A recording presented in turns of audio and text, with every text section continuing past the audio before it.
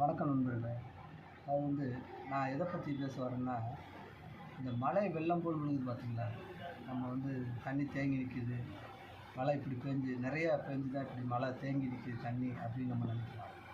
அதுதான் இல்லை. அதாவது வந்து நம்ம போர் தண்ணியை பயன்படுத்தினால என்ன ஆகுதுன்னா, இந்த நிலப்பரப்பானது ப்ரெஸ்ஸிங் ஆகி அப்படி என்ன ஆகுதுன்னா கீழே இறங்கிட்டே இருக்குது. நம்ம தண்ணியை எடுக்க எடுக்க என்ன ஆகுதுன்னா, இந்த நிலப்பரப்பானது கீழே அப்படியே பள்ளமாகிக்கிட்டே போகுது.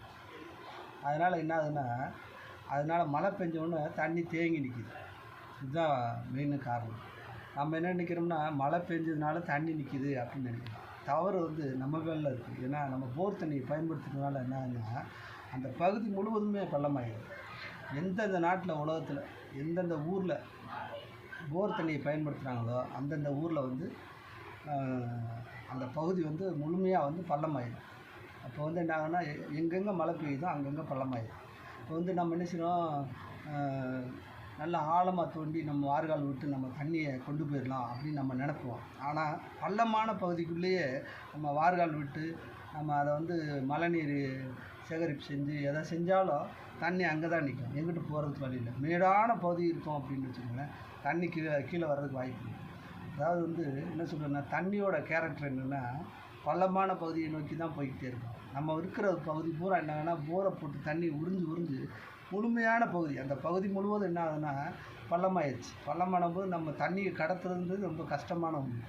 இப்போ இதுலேருந்து தவிர்க்கணும் அப்படின்னா, நம்ம வந்து போர் தண்ணியை பயன்படுத்துகிறத தவிர்க்கணும். இப்போ வெஸ்டர்ன் யூஸ் பண்ணுறோம் பார்த்திங்கன்னா, ஒரு 5 லிட்டர் தண்ணி யூஸ் ஆகுது. ஒருத்தர் பாத்ரூம் போய்ட்டு வரணும்னா வந்து குளிக்கிறதுக்கு பயன்படுத்துகிறாங்க. நம்ம போய் ஷவரில் குளிக்கிறாங்க. பார்த்திங்கன்னா எப்படி பார்த்தாலும் 10-20 லிட்ரு, ஒரு 2-3 குடம் தண்ணியை குடிக்கிறாங்க.